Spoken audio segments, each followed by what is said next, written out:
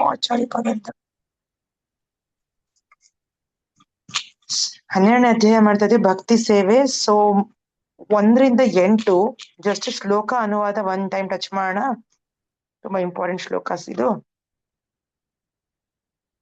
ಅದಾದ್ಮೇಲೆ ನಾವು ಮುಂದುವರಿಯೋಣ.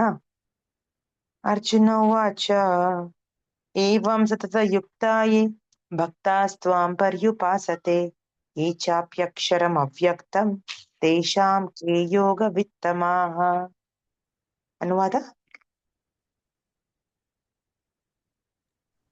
ಅರ್ಜುನನು ಪ್ರಶ್ನಿಸಿದನು, ಸದಾ ನಿನ್ನ ಭಕ್ತಿ ಸೇವೆಯಲ್ಲಿ ಉಚಿತವಾದ ರೀತಿಯಲ್ಲಿ ನಿರತರಾದವರು ಮತ್ತು ಅವ್ಯಕ್ತವಾದ ನಿರಾಕಾರ ಬ್ರಹ್ಮನನ್ನು ಪೂಜಿಸುವರು, ಇವರಿಬ್ಬರಲ್ಲಿ ಯಾರು ಹೆಚ್ಚು ಪರಿಪೂರ್ಣರೆಂದು ಭಾವಿಸಲಾಗಿದೆ.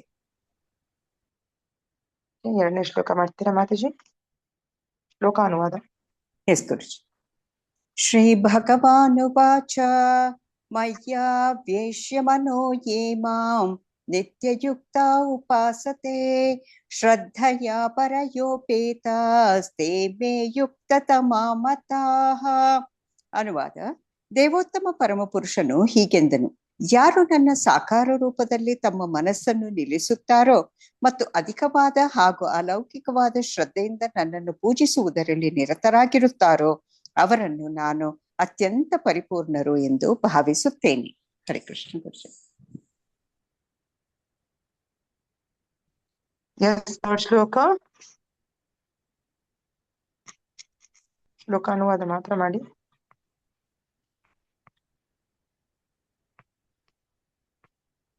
ಹರೇ ಕೃಷ್ಣ ಮಾತಾಜಿ. ಯಾರು ಮಾಡಿ ನೆಕ್ಸ್ಟ್ ಶ್ಲೋಕ. ಸುಧಾ ಮೆಹರ್ವಾಡಿ ಮಾತಾಜಿ, ಉಮಾಬಾಯಿ ಮಾತಾಜಿ, ಯಾರು ಫ್ರೀ ಒಬ್ಬೊಬ್ಬರಾಗೆ ತಗೊಳ್ಳಿ ಮಾತಾಜಿ. ಸುಜಾತ ಮಾತಾಜಿ. ಮಾತಾಜಿ. ಹರೇ ಕೃಷ್ಣ ಮಾತಾಜಿ. ಓದ್ಲ ಮಾತಾಜಿ. ಹರೇ ಕೃಷ್ಣ. ಶ್ಲೋಕ ಅನುವಾದ ಮಾತ್ರ. ಸರಿ ಮಾತಾಜಿ. ಏತು ಅಕ್ಷರಂ ಅನಿರ್ದೇಶಂ ಅವ್ಯಕ್ತಂ ಪರಿಉಪಾಸತೆ ಸರ್ವತ್ರಾಗಮಚಿತ್ಯಂ ಚ ಕೂಟಸ್ಥಂ ಅಚಲಂ ಧ್ರುವಂ ಸನ್ನಿಯಾಮ್ಯೇಂದ್ರಿಯಾಗ್ರಾಮಂ ಸರ್ವತ್ರ ಸಮಾಬುದ್ಧಯಃ ತೇ ಪ್ರಪ್ನಾವಂತಿ ಮಾಮೇವ ಸರ್ವಭೂತಾಹಿತಿ ರತಃ. ಅನುವಾದ. ಅವ್ಯಕ್ತವಾದದ್ದು ಇಂದ್ರಿಯಗಳ ಗ್ರಹಿಕೆಗಳನ್ನು ಮೀರಿದ್ದು, ಸರ್ವವ್ಯಾಪಿಯು, ಬದಲಾವಣೆ ಇಲ್ಲದ್ದು, ದೃಢವಾದದ್ದು ಮತ್ತು ನಿಶ್ಚಲವಾದದ್ದು. ಇದು ಪರಮ ಸತ್ಯದ ನಿರಾಕಾರ ಪರಿಕಲ್ಪನೆಗೆ ಇದನ್ನು ಎಲ್ಲಾ ಇಂದ್ರಿಯಗಳನ್ನು ನಿಯಂತ್ರಿಸಿ ಎಲ್ಲಾ ಜೀವಿಗಳ ಹಿತವನ್ನು ಬಯಸುತ್ತಾ ಸಂಪೂರ್ಣವಾಗಿ ಪೂಜಿಸುವವರು ಕಡೆಗೆ ನನ್ನನ್ನು ಸೇರುತ್ತಾರೆ. ಹರೇ ಕೃಷ್ಣ ಮಾತಾಜಿ. ಧನ್ಯವಾದ ಮಾತಾಜಿ. ಅರ್ಪಿತಾ ಮಾತಾಜಿ, ಪುಸ್ತಕ ಇದೆಯಾ ನಿಮ್ಮ ಹತ್ರ? ಹರೇ ಕೃಷ್ಣ. ಅರ್ಪಿತಾ ಮಾತಾಜಿ. ಹರೇ ಕೃಷ್ಣ ಮಾತಾಜಿ. ಪುಸ್ತಕ ಇದೆಯಾ? ಯಥಾರೂಪ ಇಟ್ಕೊಂಡಿದ್ದೀರಾ? ಯಥಾರೂಪ ಒಂದು ನಿಮಿಷ ಮಾತಾಜಿ. ನಾನು ಇಟ್ಕೊಂಡಿಲ್ಲ, ಇದು ಹಂಗೆ ಕೇಳ್ತಾ ಇದೆ. ನಾನು ಓಪನ್ ಮಾಡ್ತೀನಿ. ಪುಸ್ತಕ ತಗೊಂಡ್ ಬನ್ನಿ. ನೆಕ್ಸ್ಟ್ ಅರ್ಣ ಮಾತಾಜಿ. ಶ್ಲೋಕ 5 ಶ್ಲೋಕ ಮತ್ತೆ ಅನುವಾದ. ಭಕ್ತಿ ಸೇವೆ ಅಧ್ಯಾಯ 12 ಮಾತಾಜಿ. 12. ಓಕೆ ಮಾತಾಜಿ. ಶ್ಲೋಕ 5 ಕ್ಲೇಶೋಧಿಕತರಸ್ತೇಷಾಂ ಅವ್ಯಕ್ತಾಸಕ್ತ ಚೇತಸಾಂ ಅವ್ಯಕ್ತಾ ಹಿ ಗತಿರ್ದುಃಖಂ ದೇಹವೃದ್ಧಿರವಾಪ್ಯತೆ. ಅನುವಾದ. ಪರಮಪ್ರಭುವಿನ ಅವ್ಯಕ್ತವಾದ ಮತ್ತು ನಿರಾಕಾರವಾದ ರೂಪವನ್ನು ಪ್ರೀತಿಸುವ ಮನಸ್ಸಿನವರಿಗೆ ಪ್ರಗತಿಯು ತುಂಬಾ ಕ್ಲೇಶಕರವಾದದ್ದು. ಆ ಶಿಸ್ತಿನಲ್ಲಿ ಮುಂದುವರಿಯುವುದು ದೇಹದಾರಿಗಳಿಗೆ ಸದಾ ಕಷ್ಟ. ಭಾವಾರ್ಥ ಮಾತಾಜಿ. ಹರೇ ಕೃಷ್ಣ ಮಾತಾಜಿ. ಏತು ಶ್ಲೋಕ 6-7. ಏತು ಸರ್ವಾಣಿ ಕರ್ಮಾಣಿ ಮಹಿ ಸನ್ಯಸ್ತಮತ್ಪರಃ ಅನನ್ಯನೈವ ಯೋಗೇನ ಮಾಂ ಧ್ಯಾನತ್ ಉಪಾಸತೆ ತೇಷಾಮಹಂ ಸಮುದ್ಧಾರ್ಥ ಮೃತ್ಯು ಸಂಸಾರ ಸಾಗರಾತ್ ಭವಾಮಿ ನ ಚಿರಾತ್ ಪಾರ್ಥ ಮಯ್ಯೋ ವೇಷಿತ ಚೇತಸಾಂ. ಹರೇ ಕೃಷ್ಣ ಮಾತಾಜಿ. ಅನುವಾದ. ಓದ್ತೆ ಮಾತಾಜಿ. ಅನುವಾದ. ಪಾರ್ಥ ತಮ್ಮ ಎಲ್ಲ ಕರ್ಮಗಳನ್ನು ನನಗೆ ಅರ್ಪಿಸಿ ನಿಶ್ಚಲವಾಗಿ ನನ್ನಲ್ಲಿ ಭಕ್ತಿ ಇಟ್ಟು ಭಕ್ತಿ ಸೇವೆಯಲ್ಲಿ ನಿರತರಾಗಿ ಸದಾ ನನ್ನನ್ನೇ ಧ್ಯಾನಿಸುತ್ತಾ ನನ್ನನ್ನೇ ಮನಸ್ಸನ್ನು ನಿಲ್ಲಿಸಿ ನನ್ನನ್ನು ಪೂಜಿಸುವವರನ್ನು ನಾನು ಹುಟ್ಟು ಸಾವುಗಳ ಸಂಸಾರ ಸಾಗರದಿಂದ ದೀರ್ಘವಾಗಿ ಉದ್ಧಾರ ಮಾಡುತ್ತೇನೆ. ಶೀಘ್ರವಾಗಿ. Okay. ಶೀಘ್ರ ರಮೇಶ್ ಪ್ರಭು ಶೀಘ್ರವಾಗಿ ಓದ್ತೀರಾ? ಉದ್ಧಾರ ಮಾಡುತ್ತೇನೆ. ರಮೇಶ್ ಪ್ರಭು ಓದ್ತೀರಾ? ಓದ್ಲಿ ಮಾತಾಜಿ. ಒಂದೇ ಒಂದ್ ನಿಮಿಷ. ರಮೇಶ ಪ್ರಭು ಇದ್ದೀರಾ? ಇದೀವಿ ಗುರುಜಿ. ಓದ್ತೀರಾ ಶ್ಲೋಕ 8? ಒಂದ್ ನಿಮಿಷ ಪುಸ್ತಕ ತಗೋಬೇಕಾ? ತಗೊಳ್ತಿದ್ದೀನಿ ಗುರುಜಿ. ನಮ್ಮ ಹತ್ರ ಇದು ಶಂಕರಾಚಾರ್ಯರದಿದೆ. ನಮ್ದು ಯಥಾರೂಪ ಪ್ರಭು, ಪ್ರಭುಪಾದ ಯಥಾರೂಪ. ಪುಸ್ತಕ. ಪ್ರಭುಪಾದ ಯಥಾರೂಪ. ಪುಸ್ತಕ, ಯಾಕಂದ್ರೆ ಅನುವಾದ ನಾವು ಯಥಾರೂಪನೇ ಮೇಂಟೈನ್ ಮಾಡೋದ. Okay, no problem. ಎಸ್ ಮಗಳು ಮಾತಾಡಿ. ಓದ್ಲಿ ಮಾತಾಜಿ. ಓದಿ. ಶ್ಲೋಕ 8. ಮಯಿ ಏವ ಮನ ಅಧತ್ಸ್ವ ಮಯಿ ಬುದ್ಧಿಂ ನಿವೇಶಯ ನಿವಶಿಷ್ಯಸಿ ಮಯೀವ ಏವ ಅಥಂ ಊರ್ಧ್ವಂ ನ ಸಂಶಯಃ. ಅನುವಾದ: ದೇವೋತ್ತಮ ಪರಮಪುರುಷನಾದ ನನ್ನಲ್ಲಿ ಮನಸ್ಸನ್ನು ನಿಲ್ಲಿಸಿ ನಿನ್ನ ಬುದ್ಧಿಯನ್ನು ಸಂಪೂರ್ಣವಾಗಿ ನನ್ನಲ್ಲಿ ತೊಡಗಿಸು. ಸಾಕು, ನಿಸ್ಸಂದೇಹವಾಗಿಯೂ ಇದರಿಂದ ನೀನು ಯಾವಾಗಲೂ ನನ್ನಲ್ಲಿ ವಾಸಿಸುವೆ. ಹರೇ ಕೃಷ್ಣ. ಧನ್ಯವಾದ ಮಾತಾಜಿ. ಹರೇ ಕೃಷ್ಣ. ರೇಣುಕಾ ಪವಾರ್ ಮಾತಾಜಿ ಓದ್ತೀರಾ? ಸುಧಾ ಮೆಹರ್ವಾಡಿ ಮಾತಾಜಿ. ಹರೇ ಕೃಷ್ಣ. ಅರ್ಪಿತಾ ಮಾತಾಜಿ ತಗೊಂಡ್ರ? ಪುಸ್ತಕ ತಗೊಂಡ್ರ? ರೇಣುಕಾ ಪವಾರ್ ಮಾತಾಜಿ ಇದ್ದೀರಾ? ಹರೇ ಕೃಷ್ಣ ಮಾತಾಜಿ, ನನ್ನ ಹತ್ರ ಇಂಗ್ಲಿಷ್ದಿದೆ. ಓದಿ, ಇಂಗ್ಲಿಷ್ ಓದಿ. ಶ್ಲೋಕ 9 ಓದಿ.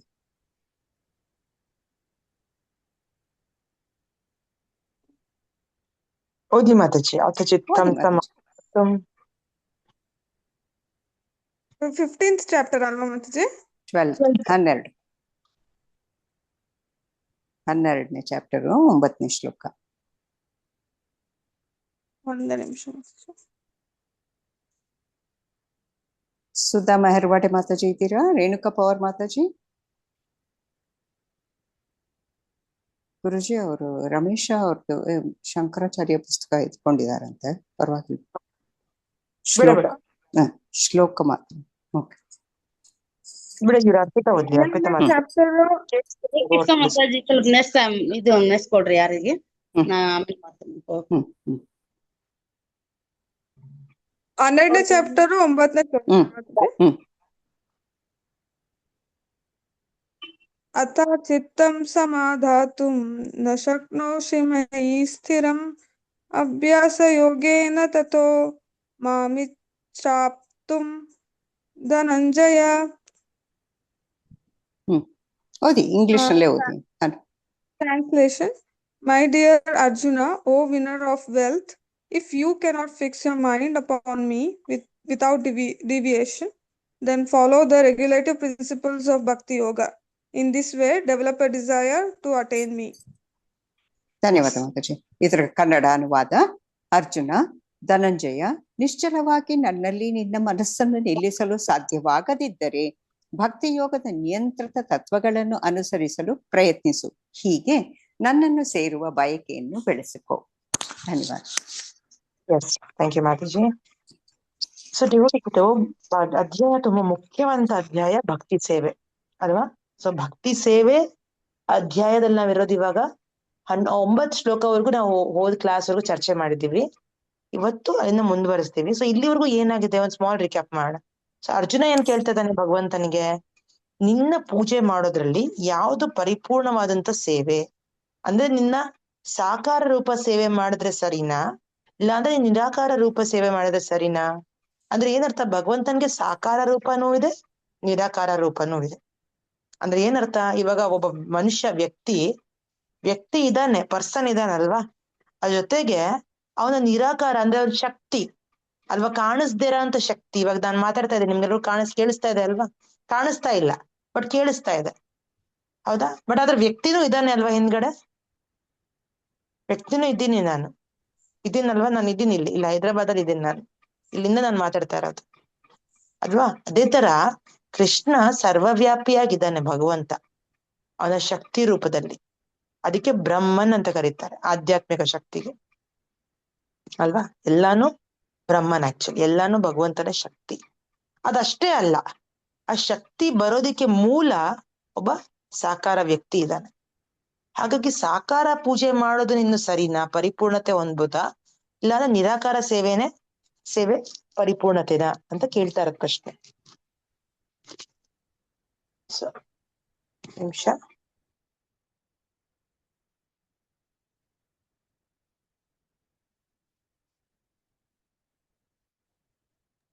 ಹಾಗಾಗಿ ಭಗವಂತ ಏನ್ ಉತ್ತರ ಕೊಡ್ತಿದ್ದಾನೆ 2ನೇ ಶ್ಲೋಕದಲ್ಲಿ?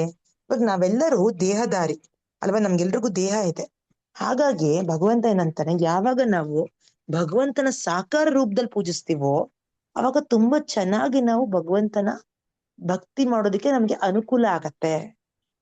ನಾವೆಲ್ಲರೂ ದೇಹ ಹೊಂದಿರೋರಾಗಿರೋದ್ರಿಂದ ನಮಗೆ ಎಲ್ಲರಿಗೂ ಒಂದು ರೂಪ ಬೇಕು, ಒಂದು ಆಕಾರ ಬೇಕು. ಇಲ್ಲಾಂದ್ರೆ ನಾವು ಹೆಂಗೆ ಪೂಜಿಸಕ್ಕಾಗತ್ತೆ? ಒಂದು ದೀಪಕ್ಕೆ ಹೆಂಗ್ ಪೂಜಿಸಕ್ಕಾಗತ್ತೆ? ಒಂದು ಶಕ್ತಿಗೆ ಹೆಂಗೆ, ಕಾಣಿಸ್ದೇ ಇರೋ ಶಕ್ತಿಗೆ ಹೇಗ್ ಪೂಜಿಸ್ತೀರಾ? ಹೇಗ್ ಅರ್ಥ ಮಾಡ್ಕೋತೀರಾ? ಹೇಗ್ ಅದ್ರ ಲೀಲೆ ಕೇಳಿಸ್ಕೊತೀರಾ? ಅಲ್ವಾ? ನಮ್ಗೆ ಏನಾದ್ರು ಒಂದು ಲೀಲೆ ಬೇಕು, ಕತೆ ಬೇಕು, ಸಿನಿಮಾ ಬೇಕು, ಡ್ರಾಮಾ ಬೇಕು, ಹಾಡ್ ಬೇಕು, ಡ್ಯಾನ್ಸ್ ಬೇಕು, ಅಲ್ವಾ? ಎಲ್ಲ ನಡೀತಿರ್ಬೇಕು ಚಿತ್ರ, ಅಲ್ವಾ? ಈ ವ್ಯಕ್ತಿ ಈ ತರ ಮಾಡ್ದ, ಈ ತರ ನಡ್ದ, ಈ ತರ ಅಂದ, ಈ ತರ ಕುಣ್ದ, ಅಲ್ವಾ?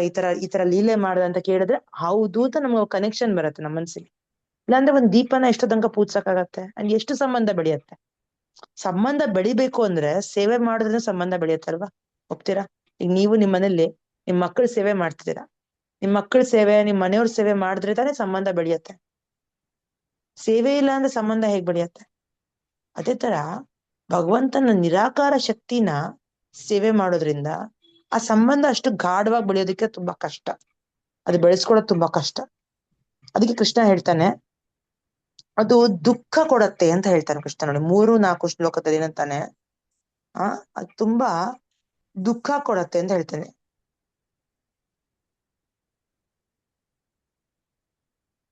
ಸರ್ವತ್ರ ಸಮುದ್ರ ಸ್ಥಿತಿ ಪ್ರಾಪ್ತ ಸರ್ವಭೂತ ಇತಿರತಃ. ಸೊ ಇದನ್ನ ಬ್ರಹ್ಮನ್ ಅನ್ನೋದೇನು ಆಧ್ಯಾತ್ಮಿಕ ಶಕ್ತಿ ಭಗವಂತಂದು, ಎಲ್ಲಾ ಕಡೆ ಇದ್ದಾನೆ, ಸರ್ವವ್ಯಾಪಿ ಇದ್ದಾನೆ. ಆದ್ರೆ ಇದನ್ ಪೂಜಿಸೋರು ತುಂಬಾ ನಿಧಾನವಾಗಿ ಬರ್ತಾರೆ, ಕೊನೆಗ್ ಬರ್ತಾರೆ. At last they achieve me, ಎಷ್ಟೋ ಕಾಲ ಆದ್ಮೇಲೆ ಅಂತಾನೆ ಅಲ್ವಾ? ಬಹೂನಾಂ ಜನ್ಮನಾಮಂತೆ ಜ್ಞಾನವಾನ್ ಮಾಂ ಪ್ರಪದ್ಯತೆ ವಾಸುದೇವ ಸರ್ವಮಿತಿ ಸಮಹಾತ್ಮ ಸುದುರ್ಲಭ. ಎಷ್ಟೋ ಜ್ಞಾನಿಗಳಿಗೆ ಗೊತ್ತು ಭಗವಂತ ಪರಬ್ರಹ್ಮನ್ ಅನ್ನೋದು, ಆದ್ರೆ ಅವ್ರ ಸಾಕಾರ ರೂಪನ ಪೂಜಿಸದೇ ಇರೋದ್ರಿಂದ ಜ್ಞಾನಿಗಳಿಗೆ ದೀರ್ಘ ಕಾಲ ತಗೊಳತ್ತೆ. ಯಾಕಂದ್ರೆ ಅಷ್ಟು ಸುಲಭ ಅಲ್ಲ, ಇದ್ರಲ್ಲಿ ಪ್ರಗತಿಯ ಸಾಧಿಸೋದು ತುಂಬಾ ಕಷ್ಟ, ವೆರಿ ಡಿಫಿಕಲ್ಟ್ ಅಂತ ಹೇಳಿದ್ದಾರೆ.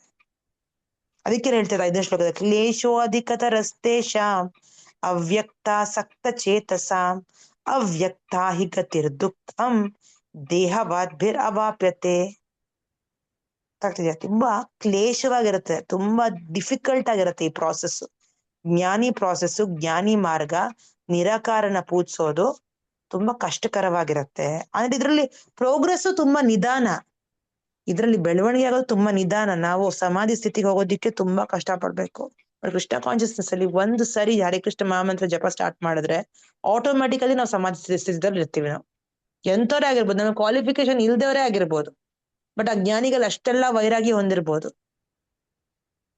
ಬಟ್ ಆದ್ರೆ ಅವ್ರಿಗೆ ಆ ಸಮಾಧಿ ಸ್ಥಿತಿನ ಮೇಂಟೈನ್ ಮಾಡೋದು ತುಂಬಾ ಕಷ್ಟ ಆಗತ್ತೆ. ಮಾಯದಲ್ಲಿ ಫಾಲೋ ಆಗೋದು ತುಂಬಾ ಈಸಿ ಅವರು. ಸೊ ತುಂಬಾ ಪವರ್ಫುಲ್ ಇದು ಪರ್ಸನಲ್ ಫಾರ್ಮ್ ಆಫ್ ವರ್ಷಿಪ್, ತುಂಬಾ ಪವರ್ಫುಲ್. ಅದಕ್ಕೆ ಹೇಳ್ತಾರೆ ಅವ್ಯಕ್ತಾಯಿ ಗತಿರ್ ದುಃಖಂ.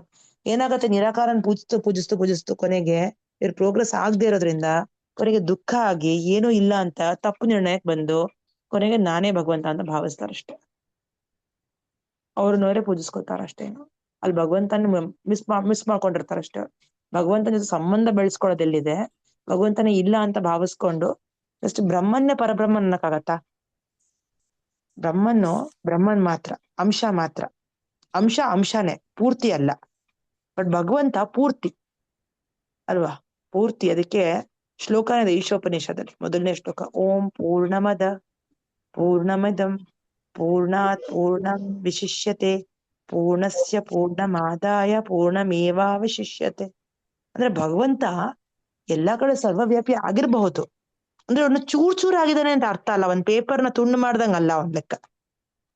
ಗೊತ್ತಾಯ್ತಾ? ಇದನ್ನ ಪೇಪರ್ ಲೆಕ್ಕ ತಗೊಳಕ್ಕಾಗಲ್ಲ. ಒಂದ್ ಪೇಪರ್ನ ತುಂಡು ಮಾಡಿದ ತಕ್ಷಣ ಆ ಒರಿಜಿನಲ್ ಪೇಪರ್ ಇಲ್ಲ, ಇವಾಗ ಬರೀ ತುಂಡೇ ಕಾಣಿಸ್ತಾ ಇದೆ ಅಂತ ನಾವ್ ಹೇಳ್ಬೋದು. ಆದ್ರೆ ಇದು ಭೌತಿಕ ಲೆಕ್ಕಾಚಾರ. ಕೃಷ್ಣ ಭೌತಿಕ ಅಲ್ವಲ್ಲ, ಕೃಷ್ಣ ಆಧ್ಯಾತ್ಮಿಕ. ಸೊ ಅವನು ಮುಗ್ದೋಗ್ಬಿಡಲ್ಲ ಅವನು. ಗೊತ್ತಾಗ್ತದೆ? ಈಗ ಹೆಂಗೊಂದ್ ಮರ ಎಷ್ಟೆಲ್ಲ ಗಿಡಗಳು ಎಷ್ಟೆಲ್ಲ ಹಣ್ಣುಗಳನ್ನ ಕೊಡ್ಬೋದು, ಮರ ಮುಗ್ದೋಗ್ಬಿಡತ್ತಾ? ಮತ್ತೆ ಕೊಡತ್ತಲ್ವಾ ಹಣ್ಣು? ಮತ್ತೆ ಕೊಡುತ್ತೆ, ಕೊಡ್ತಾನೆ ಇರತ್ತೆ, ಅದು ಮುಗಿಯಲ್ಲ ಅದು. ಅದೇ ತರ ಕೃಷ್ಣ ಪೂರ್ತಿ ಇದ್ದಾನೆ ಅವನು. ಇದನ್ನ ನಮ್ಗೆ ಅರ್ಥ ಮಾಡ್ಕೊಳ್ಳೋದಕ್ಕೆ ನಾವೆಲ್ಲ ದೇಹದಾರಿ ಆಗಿರೋದ್ರಿಂದ ನಮಗೆ ಈ ನಿರಾಕಾರನ ಪೂಜಿಸೋದು, ಕೃಷ್ಣನ್ನ ಆಕಾರ ಇಲ್ದ ರೂಪದ ನೋಡೋದು, ಪೂಜಿಸೋದು ತುಂಬಾ ಕಷ್ಟ. ಅಂಡ್ ಇದ್ರ ಪ್ರೋಗ್ರೆಸ್ ತುಂಬಾ ನಿಧಾನ ಆಗತ್ತೆ. ಅದು ತಿಳಿಸ್ತಾ ಇರೋದು ಕೃಷ್ಣ. ಅರ್ಥ ಆಗ್ತಿದ್ಯಾ? ಹಾಗಾಗಿ ಸಗುಣ ಅಂದ್ರೆ ರೂಪ ಇರೋದನ್ನ ಪೂಜಿಸೋದಕ್ಕೆ ತುಂಬಾ ಈಸಿ ಇದೆ ನಮ್ಗೆ. ಕನೆಕ್ಷನ್ ತುಂಬಾ ಚೆನ್ನಾಗತ್ತೆ ನಮ್ ಭಗವಂತನ ಜೊತೆ. ಆದ್ರೆ ಸಂಬಂಧ ಯಾಕೆ ಬೇಕು? ನಮ್ಮ ಹತ್ರ ಸಂಬಂಧ ಆಗ್ಲೇ ಇದೆ ಅಂತ ಹೇಳ್ಬೋದು ನೀವು. ಅರೆ ಮಾತಾಜಿ ನೋಡಿ, ನಾವೆಲ್ಲ ಅಂಶ ಅಂತ ನೀವೇ ಹೇಳ್ತಾ ಇದ್ದೀರಾ. ನಾವೆಲ್ಲ ಜೀವಿಗಳು ಭಗವಂತನ ಅಂಶ. ಮತ್ತೆ ನಮ್ಗೆ ಇನ್ನೇನು ಸಂಬಂಧ ಇನ್ ಬೆಳೆಸ್ಕೊಳ್ಳೋದು ಏನಿದೆ? ಸಂಬಂಧ ಇದೆ ಅಲ್ಲ, ಬಟ್ ನಮ್ಗೆ ಸಂಬಂಧ ಜ್ಞಾಪಕ ಇದೆಯಾ? ಎಲ್ರಿಗೂ ನಮ್ಗೆಲ್ರಿಗೂ ಸಂಬಂಧ ಜ್ಞಾಪಕ ಇದ್ದಿದ್ರೆ ನಾವು ಮಾಯ ಕೆಲಸ ಎಲ್ಲ ಪೂರ್ತಿ ನಿಲ್ಸ್ಬಿಡ್ತಿದ್ವಿ. ಬರೀ ಓನ್ಲಿ ಕೃಷ್ಣ ಭಕ್ತಿನೇ ಮಾಡ್ತಿದ್ವಿ 24 ಗಂಟೆನು. ನಾವ್ ಮಾಡ್ತಾ ಇದೀವಾ? ಅಂದ್ರೆ ಯಾವ್ದು ಮಾಡ್ಬಾರ್ದು ನಾವು ಮಾಡ್ಕೊಂಡು ಹೋಗ್ತಾ ಇದೀವಲ್ಲ, ಅದನ್ನ ಯಾಕೆ ಮಾಡ್ತಾ ಇದೀವಿ ನಾವು? ಯಾಕಂದ್ರೆ ನಮ್ ಪೂರ್ತಿ ಜ್ಞಾನೋದಯ ಆಗಿಲ್ದಿರೋದ್ರಿಂದ ಅಲ್ವಾ? ನಾವು ಮರ್ತೋಗಿರೋದ್ರಿಂದ. ಭಗವಂತ ಜೊತೆ ನಮ್ ಸಂಬಂಧ ಇರೋದು ನಾವು ಮರ್ತೋಗಿರೋದ್ರಿಂದ. ಯಾಕೆ ಮಾಡ್ತಿದೀವಿ ನಾವು? ಯಾರು ಹೇಳ್ತೀರಾ? ಮಾಯೆಗೆ ಸಿಗಾಕೊಂಡು, ಮಾಯಕ್ಕೆ ಸಿಗಾಕೊಂಡು. ಅಂಡ್ ಈ ಭೌತಿಕ ದೇಹ ಪಡ್ಕೊಳ್ಳೋದ್ರಿಂದ ನಮ್ಗೆ ಫರ್ಗೆಟ್ಫುಲ್ನೆಸ್ ಅನ್ನೋದು ಬರುತ್ತೆ. ದೇಹ ಬದಲಾಗಿದ ತಕ್ಷಣ ಏನಾಗತ್ತೆ, ನಮ್ಗೆ ಜ್ಞಾಪಕ ಉಳ್ಕೊಳ್ಳಲ್ಲ, ಯಾವ್ದು ಉಳ್ಕೊಳ್ಳಲ್ಲ. ಹಳೆ ಜನ್ಮದ ಯಾವ್ದು ನಮ್ಗೆ ಜ್ಞಾಪಕ ಇಲ್ಲ. ಯಾಕಂದ್ರೆ ನಾವು ಬೇರೆ ಶರೀರ ಬದಲಾಯಿಸಿದೀವಿ. ಜೊತೆಗೆ ಇದು ಭೌತಿಕ ಶರೀರ, ಲಿಮಿಟೆಡ್ ಇದಕ್ಕೆ ಕೆಪಾಸಿಟಿ ಇರೋದು. ಅದೇ ಆಧ್ಯಾತ್ಮಿಕ ಶರೀರದಲ್ಲಿದ್ರೆ ಕೃಷ್ಣನಿಗೆ, ಅದು ಓನ್ಲಿ ಕೃಷ್ಣನಿಗೆ ಇರೋದು ಆಧ್ಯಾತ್ಮಿಕ ಶರೀರ. ಅವನಿಗೆ ಎಲ್ಲಾ ಕಾಲದ್ದು ಜ್ಞಾಪಕ ಇದೆ. ಆಗೋಗಿರೋದು ಗೊತ್ತು, ಇವತ್ತದ್ದು ಗೊತ್ತು, ಮುಂದಿಂದು ಗೊತ್ತು, ಎಲ್ಲಾ ಕಾಲದ್ದು ಗೊತ್ತು ಅವನಿಗೆ. ಬಿಕಾಸ್ ಅವ್ನು ನಮ್ ತರ ಶರೀರ ಬದಲಾವಣೆ ಮಾಡಲ್ಲ. ಎಲ್ರಿಗೂ ಅರ್ಥ ಆಗ್ತಿದ್ಯಾ? ಅವನ್ ಓನ್ಲಿ ಅವನ ಒರಿಜಿನಲ್ ಶರೀರದಲ್ಲೇ ಬರ್ತಾನೆ ಅವನ ಅವತಾರ ತಗೊಂಡ್ರು. ಬಟ್ ನಾವ್ ಆತರ ಅಲ್ಲ ಹುಟ್ಟೋದು. ನಾವು ಹುಟ್ಟಿದ ತಕ್ಷಣ ಶರೀರ ಬದಲಾಯಿಸಿರ್ತೀವಿ, ಬದಲಾಯಿಸಿದ ತಕ್ಷಣ ಎಲ್ಲ ಮರ್ತಿರ್ತೀವಿ, ಎಲ್ಲ ಕ್ಲೀನ್ ಸ್ಲೇಟ್, ಮತ್ತೆ ಶುರುವಿಂದ ABCD ಇಂದ ಶುರು ಮಾಡ್ತೀವಿ. ಮತ್ತೆ ಹೊಡೆತ ತಿನ್ನು, ಮತ್ತೆ ಎಲ್ಲ ಅನುಭವಿಸು, ಮತ್ತೆ ಅದೇ ಚಕ್ರ, ಅದೇ ತಿಂದಿದ್ದೇ ತಿನ್ನೋದು. ಪುನಶ್ಚರ್ವಿತ ಚರ್ವನಾರಾಮ ಅಂತ ಹೇಳಿದಲ್ಲ ಪ್ರಹ್ಲಾದ್ ಮಹಾರಾಜು, ಅಗ್ದಿರೋದನ್ನೇ ಮತ್ತೆ ಅಗಿಯೋದು.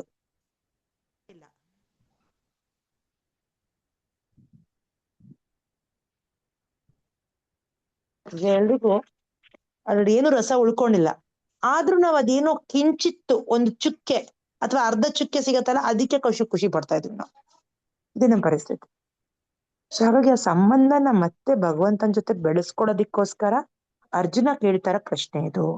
ಯಾಕಂದ್ರೆ ಅರ್ಜುನ ಸಾಮಾನ್ಯ ವ್ಯಕ್ತಿ ಅಲ್ಲ, ನಿಮ್ಗೆಲ್ರಿಗೂ ಗೊತ್ತು. ಅವನು ಭಕ್ತ. ಅವನು ಭಕ್ತೋ ಸೀಮೆ ಸಖಾಚೇತಿ ರಹಸ್ಯಂ ಹಿ ಏತದ್ ಉತ್ತಮ ಅನ್ನಂತಲ್ವಾ ಕೃಷ್ಣ. ನೀನ್ ನನ್ ಭಕ್ತ, ನನ್ನ ಸಖ ಆಗಿರೋದ್ರಿಂದ ನಿನಗೆ ಈ ಜ್ಞಾನ ಕೊಡ್ತಾ ಇದ್ದೀನಿ ಅಂತಾನೆ ಭಗವದ್ಗೀತೆ. ಸೊ ಭಗವದ್ಗೀತೆ ಜ್ಞಾನ ಟಾಪ್ ಮೋಸ್ಟ್ ನಾಲೆಜ್ ಇದೆ.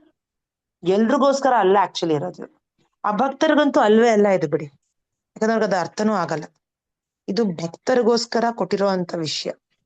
ಅಫ್ಕೋರ್ಸ್ ಆ ಭಕ್ತರು ಕೂಡ ಸರಿಯಾದ ಮಾರ್ಗದರ್ಶನದಲ್ಲಿ ಕೇಳಿದ್ರೆ ಅವ್ರಿಗೂ ಭಕ್ತಿ ಮಾಡೋದಿಕ್ಕೆ ಅನುಕೂಲ ಆಗತ್ತೆ ಒಂದಲ್ಲ ಒಂದ್ ದಿವ್ಸ ಅಲ್ವಾ? ಭಗವಂತ ಎಲ್ರಿಗೂ ದಾರಿ ಮಾಡ್ಕೊಟ್ಟಿದ್ದಾನೆ, ಎಲ್ರಿಗೂ ಈ ಜ್ಞಾನ ಕೊಟ್ಟಿದ್ದಾನೆ. ಯಾರ್ದು ಅವ್ನ ವ್ಯತ್ಯಾಸ ನೋಡಿಲ್ಲ.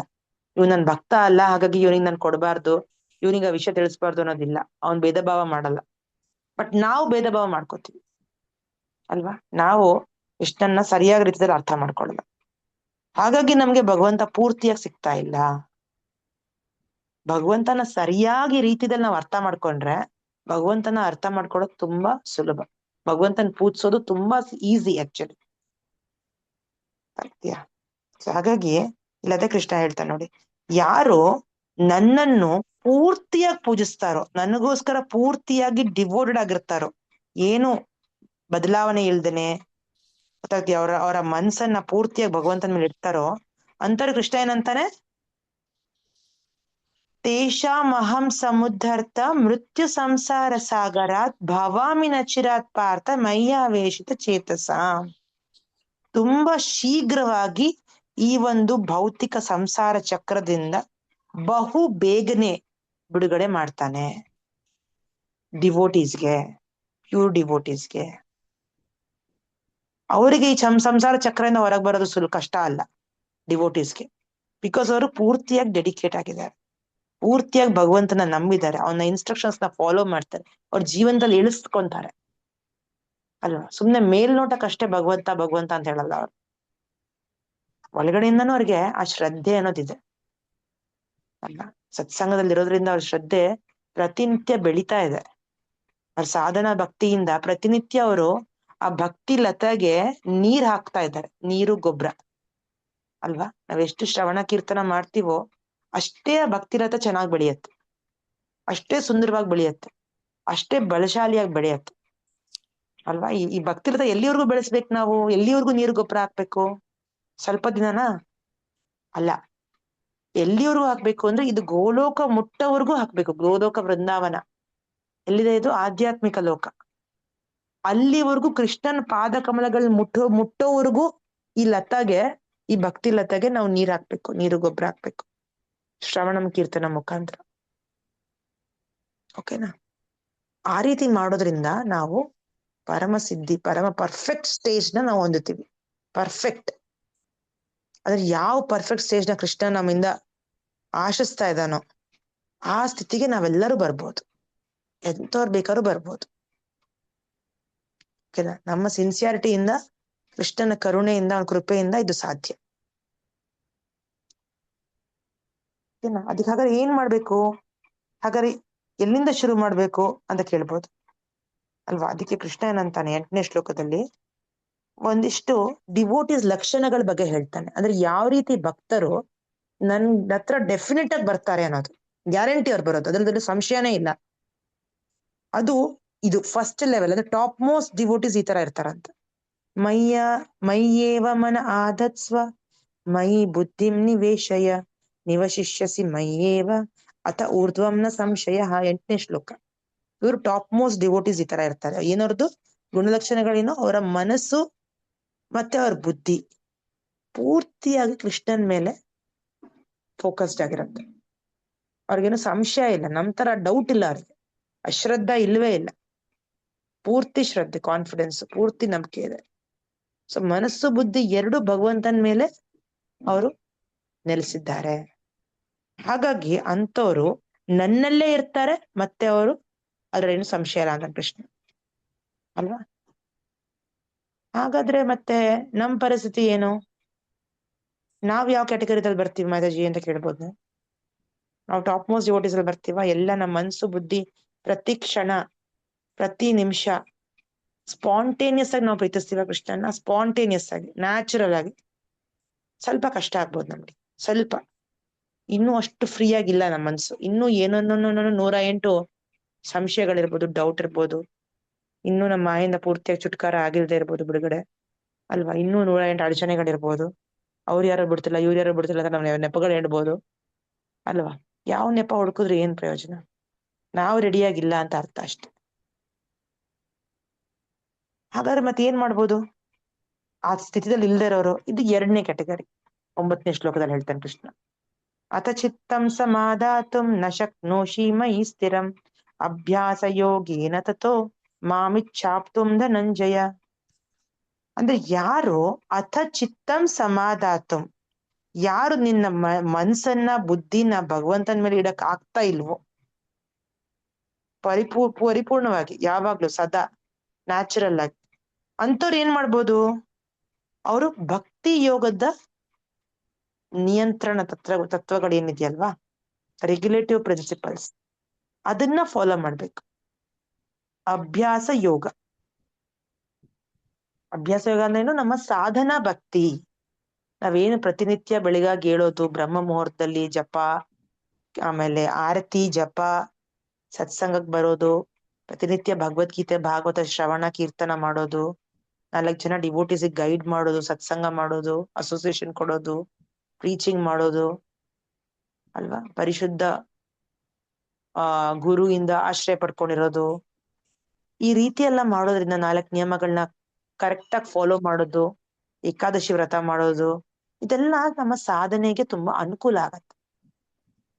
ನಾವು ಭಕ್ತಿದಲ್ಲಿ ಮುಂದುವರಿಯೋದಿಕ್ಕೆ, ನಮ್ಮ ಶ್ರದ್ಧೆನ ಇನ್ನೂ ದೃಢಪಡಿಸೋದಿಕ್ಕೆ ತುಂಬಾ ಸಹಾಯ ಆಗತ್ತೆ. ಈಗ ನಾವೇ ನಾವು ಟೆಸ್ಟ್ ಮಾಡ್ಕೋಬಹುದು. ನಾವ್ ಇದನ್ ಸುಮ್ನೆ ಕೃಷ್ಣ ಹೇಳ್ತಾ ಇಲ್ಲ. ನಾವೇ ನಮ್ಮನ್ನ ನಾವು ಪರೀಕ್ಷೆ ಮಾಡ್ಕೊಂಡ್ರೆ, ನಾವೀಗ 2 ವರ್ಷ ಕೆಳಗಡೆ ಯಾವ ರೀತಿ ಇದ್ವೋ, ಅಥವಾ 1 ವರ್ಷ ಕೆಳಗಡೆ ಯಾವ ರೀತಿ ಇದ್ವೋ, ಇವತ್ತು ಯಾವ ಸ್ಥಿತಿಯಲ್ಲಿ ಇದ್ದೀವೋ, ಇವತ್ ನಮ್ಮ ಮನಸ್ಸಿನ ಸ್ಥಿತಿ ಅಥವಾ ನಮ್ ಕೃಷ್ಣನ್ ಮೇಲೆ ಏನ್ ಶ್ರದ್ಧೆ ಇದೆಯೋ, ಇನ್ನೂ ಡೆಫಿನೆಟ್ಲಿ ಹೆಚ್ಚಾಗಿರತ್ತೆ ಅಲ್ವಾ. ಇನ್ನೂ ನಮ್ ಮನ್ಸು ಸ್ಟ್ರಾಂಗ್ ಆಗಿರತ್ತೆ. ಎಸ್, ನಾನು ಇದ್ ಮಾಡ್ತೀನಿ ಅಂತ, ನಂಗೆ ಆಗತ್ತೆ. 16 ಮಾಲೆ ಜಪ ಮಾಡಕ್ ಆಗತ್ತೆ, ನಂಗೆ 4 ನಿಯಮ ಆಚರಿಸೋದಿಕ್ ಆಗತ್ತೆ, ಏಕಾದಶಿ ಮಾಡೋದಕ್ ನಂಗೆ ಆಗತ್ತೆ, ನಾನ್ ಮಾಡ್ತೀನಿ.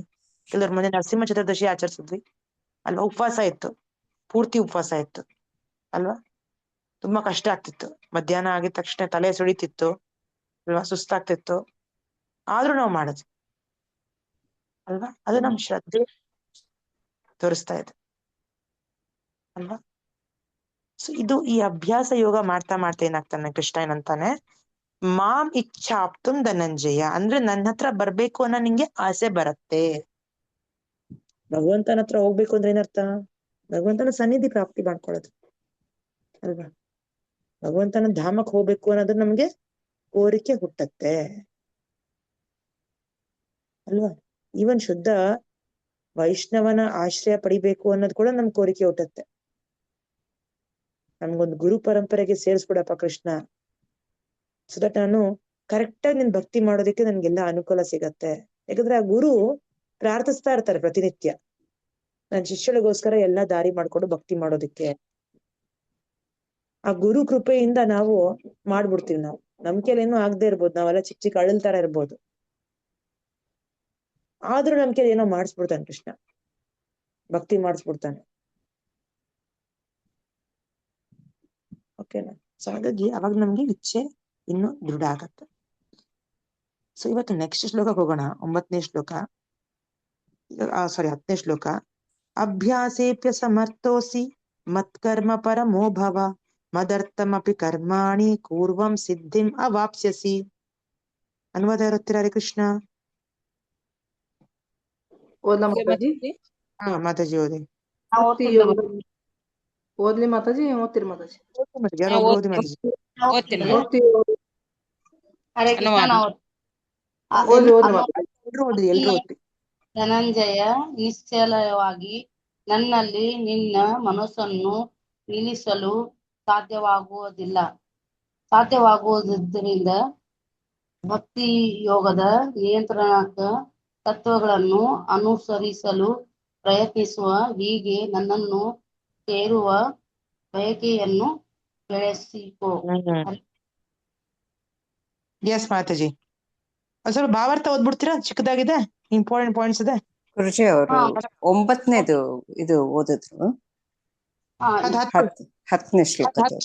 10ನೇದು ಅನುವಾದ ಭಾವಾರ್ಥ. ಇಲ್ರಿ, ಅವ್ರು ಬೇರೆ ಓದಿದ್ರು ನೋಡ್ರಿ ಮಾತಾಜಿ. ನೀವ್ ಓದ್ರಿ ಓದಿದ್ರಿ ಮಾತಾಜಿ ಅವರು. ಓ ಮಾತಾಜಿ 10ನೇ ಶ್ಲೋಕ ಓದ್ರಿ ಮಾತಾಜಿ. ನಾ 10ನೇ ಶ್ಲೋಕ ನಾ ಓದ್ತೀನಿ, ಅವ್ರು ಓದಾಕತ್ರು, ಅದಕ್ ಸುಮ್ನ ಅದೇರಿ. ಮಾತಾಜಿ ನೀವು ಓದಿ. ಮಾತಾಜಿ ನೀವು ಶ್ಲೋಕ 10 ಅನುವಾದ. ಭಕ್ತಿ ಯೋಗದ ನಿಯಮಗಳನ್ನು ಅಭ್ಯಾಸ ಮಾಡಲು ನಿನಗೆ ಸಾಧ್ಯವಾಗದಿದ್ದರೆ ನನಗಾಗಿ ಕೆಲಸ ಮಾಡಲು ಪ್ರಯತ್ನಿಸು, ಏಕೆಂದರೆ ನನಗಾಗಿ ಕೆಲಸ ಮಾಡುವುದರಿಂದ ನೀನು ಪರಿಪೂರ್ಣ ಸ್ಥಿತಿಗೆ ಬರುವೆ. ಭಾವಾರ್ಥ. ಗುರುವಿನ ಮಾರ್ಗದರ್ಶನದಲ್ಲಿ ಭಕ್ತಿ ಯೋಗದ ನಿಯಂತ್ರಕ ತತ್ವಗಳನ್ನು ಆಚರಿಸಲಾರದವನು ಕೂಡ ಪರಮಪ್ರಭುವಿಗಾಗಿ ಕೆಲಸ ಮಾಡಲು ಮೂಲಕ ಈ ಪರಿಪೂರ್ಣ ಘಟ್ಟಕ್ಕೆ ಸೆಳೆದುಕೊಳ್ಳಲ್ಪಡಬಹುದು. ಈ ಕೆಲಸವನ್ನು ಮಾಡುವುದು ಹೇಗೆ ಎನ್ನುವುದನ್ನು 11ನೇ ಅಧ್ಯಾಯದ 55ನೇ ಶ್ಲೋಕದಲ್ಲಿ ಹೇಳಿದೆ. ಕೃಷ್ಣ ಪ್ರಜ್ಞೆಯ ಪ್ರಸಾರದ ಪರವಾಗಿರಬೇಕು. ಕೃಷ್ಣ ಪ್ರಜ್ಞೆಯು ಪ್ರಸಾರದ ಕಾರ್ಯದಲ್ಲಿ ನಿರತರಾಗಿರುವ ಭಕ್ತರು ಎಷ್ಟೋ ಮಂದಿ ಇದ್ದಾರೆ. ಅವರಿಗೆ ಸಹಾಯವು ಅಗತ್ಯ. ಆದುದರಿಂದ ಭಕ್ತಿ ಯೋಗದ ನಿಯಂತ್ರಕ ತತ್ವಗಳನ್ನು ನೇರವಾಗಿ ಅಭ್ಯಾಸ ಮಾಡಲಾರದವನು ಇಂತಹ ಕಾರ್ಯದಲ್ಲಿ ನೆರವಾಗಬಹುದು. ಎಲ್ಲ ಪ್ರಯತ್ನಕ್ಕೂ ಭೂಮಿ, ಬಂಡವಾಳ, ವ್ಯವಸ್ಥೆ, ಶ್ರಮಗಳು ಅಗತ್ಯ. ವಾಣಿಜ್ಯ ವ್ಯವಹಾರದಲ್ಲಿ ಮನುಷ್ಯನಿಗೆ ವಾಸಿಸಲು ಒಂದು ಸ್ಥಳ, ಬಳಸಲು ಒಂದಿಷ್ಟು ಬಂಡವಾಳ, ಶ್ರಮ ಮತ್ತು ವಿಸ್ತರಿಸಲು ವ್ಯವಸ್ಥೆ ಹೀಗೆ ಅಗತ್ಯವೋ ಹಾಗೆಯೇ ಕೃಷ್ಣನ ಸೇವೆಯಲ್ಲಿ ಇವು ಅಗತ್ಯ ಇರುವ ಒಂದೇ ವ್ಯತ್ಯಾಸ ಎಂದರೆ ಪ್ರಾಪಂಚಿಕತೆಯಲ್ಲಿ ಮನುಷ್ಯನು ಇಂದ್ರಿಯ ತೃಪ್ತಿಗಾಗಿ ಕೆಲಸ ಮಾಡುತ್ತಾನೆ.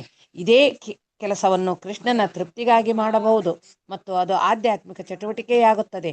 ತಕ್ಕಷ್ಟು ಹಣವಿರುವ ಮನುಷ್ಯನು ಕೃಷ್ಣ ಪ್ರಜ್ಞೆಯ ಪ್ರಸಾರಕ್ಕಾಗಿಯೇ ಒಂದು ಕಚೇರಿಯನ್ನು ಕಟ್ಟಬಹುದು ಅಥವಾ ದೇವಸ್ಥಾನವನ್ನು ಕಟ್ಟಬಹುದು, ಇಲ್ಲವೇ ಪ್ರಕಟಣೆಗಳಿಗೆ ನೆರವಾಗಬಹುದು.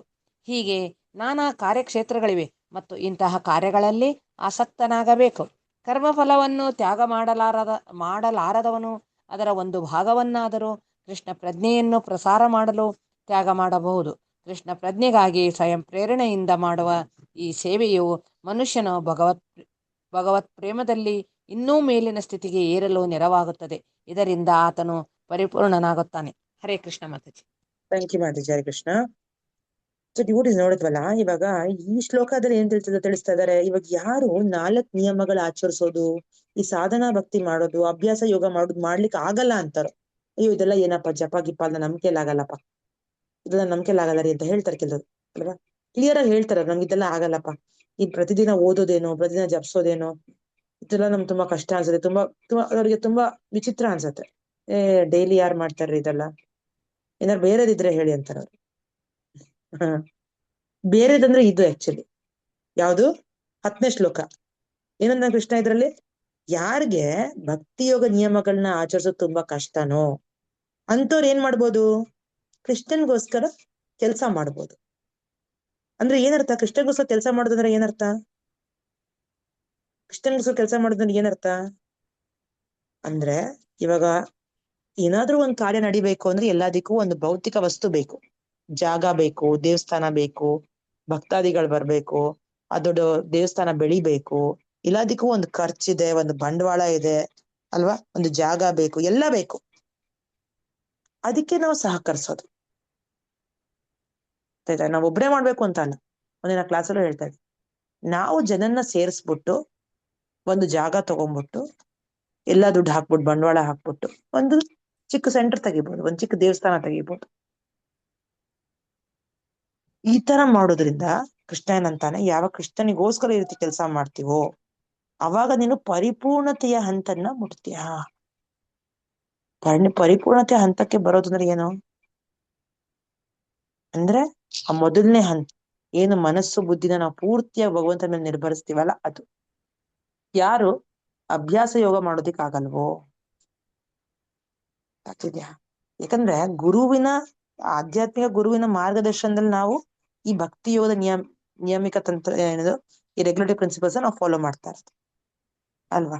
ಬಟ್ ಯಾರು ಇದನ್ನ ಮಾಡೋದಕ್ಕೆ ಹಿಂಜರಿತಾರೋ ಅಂತವ್ರು ಕೂಡ ಕೃಷ್ಣ ಪ್ರಜ್ಞೆ ಮಾರ್ಗದಲ್ಲಿ ಬೆಳವಣಿಗೆ ಆಗ್ಬೋದು.